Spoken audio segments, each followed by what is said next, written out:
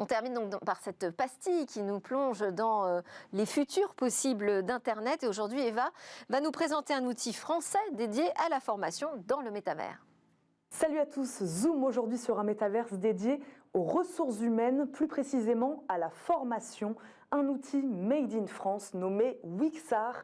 Fini la salle de formation avec le formateur et son vidéoprojecteur.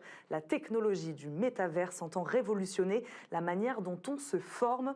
Le constat de départ, un apprenant ne retient en moyenne que 10% de la formation qu'il a suivie.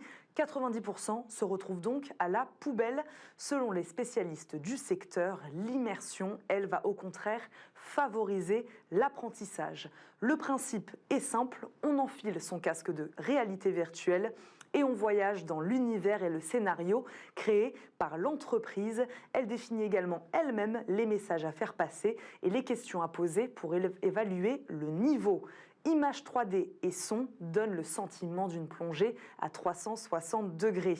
Le monde réel autour de vous s'efface totalement. Vous êtes dans la formation, vous n'y êtes plus seulement spectateur. C'est là que les émotions ressenties permettent de se souvenir plus facilement du contenu de la formation. On parle là d'ancrage mémoriel. Ce concept séduit de plus en plus d'entreprises. Le secteur hospitalier a déjà fait appel à cette technologie. L'objectif, former ses agents de service hospitaliers. Le scénario place les candidats dans leur propre rôle, sur leur vrai lieu de travail. Grâce au casque de réalité virtuelle, ils doivent identifier par eux-mêmes les zones à risque, choisir le bon outil pour les désinfecter et effectuer, entre autres, un bio-nettoyage. L'enjeu est de les mettre face à des cas sur lesquels ils apprendront, d'autant plus qu'ils pourront faire des tests et des erreurs sans conséquence. Autre cas d'usage, les personnes en recherche d'emploi.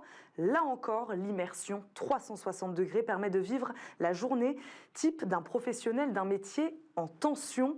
On expérimente l'environnement, les interactions sociales, les envies, les doutes et les missions du métier comme un vrai professionnel du secteur.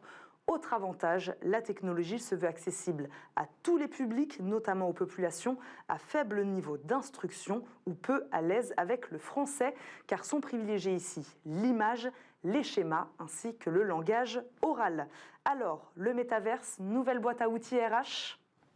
Merci Eva, merci Alain Staron d'Artifil qui est resté avec moi jusqu'à la fin de cette émission. Merci à vous de nous suivre. Je vous souhaite à tous une excellente journée. Les aventures de la tech continuent sur Smart Tech évidemment et sur Bismart.